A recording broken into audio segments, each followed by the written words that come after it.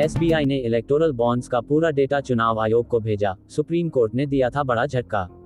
Court ने आदेश दिया था कि एसबीआई 12 मार्च को कामकाजी घंटे खत्म होने तक इलेक्टोरल बॉन्ड की पूरी जानकारी चुनाव आयोग को दे। एसबीआई ने मंगलवार शाम 5:30 बजे तक पूरा डेटा निर्वाचन आयोग को भेज दिया है। भारतीय स्टेट बैंक एसबीआई ने मंगलवार को इलेक्टोरल बॉन्ड्स का पूरा डेटा चुनाव आयोग को भेज दिया है।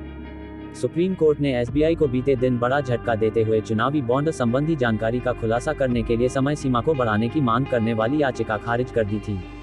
साथ ही कोर्ट ने आदेश दिया था कि एसबीआई 12 मार्च को कामकाजी घंटे खत्म होने तक इलेक्टोरल बॉन्ड की पूरी जानकारी चुनाव आयोग को दे।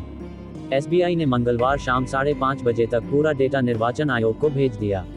सीजेआई डीवाई चंद्रचूड़ की अगुवाई वाली 5 न्यायाधीशों की संविधान पीठ ने चुनाव आयोग को भी एसबीआई द्वारा साझा की गई जानकारी 15 मार्च को शाम 5 बजे तक अपनी आधिकारिक वेबसाइट पर प्रकाशित करने का निर्देश दिया था।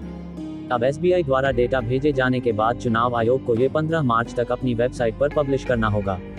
सुप्रीम कोर्ट में हुई सुनवाई में न्यायमूर्ति संजीव खन्ना, न्यायमूर्ति बी आर गवई, न्यायमूर्ति जे बी पारदीवाला और न्यायमूर्ति मनोज मिश्रा भी शामिल रहे।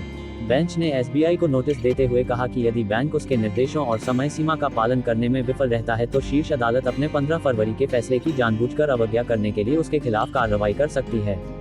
चुनावी बॉन्ड की योजना को कोर्ट ने किया था रद्द। 5 सदस्यीय संविधान पीठ ने 15 फरवरी को एक ऐतिहासिक फैसला सुनाते हुए केंद्र की चुनावी बॉन्ड योजना को रद्द कर दिया था और इसे असंवैधानिक करार देते हुए निर्वाचन आयोग को चंदा देने वालों, चंदे के रूप में दी गई राशि और चंदा प्राप्तकर्ताओं का 13 मार्च तक खुलासा करने का आदेश दिया था। लोकसभा चुनाव से पहले आए इस फैसले में न्यायालय ने चुनावी बॉन्ड योजना को तत्काल बंद करने तथा इस योजना के लिए अधिकृत वित्तीय संस्थान एसबीआई को 12 अप्रैल 2019 से अब तक खरीदे गए चुनावी बॉन्ड का विस्तृत ब्यौरा 6 मार्च तक निर्वाचन आयोग को सौंपने का निर्देश दिया था। एसबीआई ने किया था समय सीमा को बढ़ाने का अनुरोध।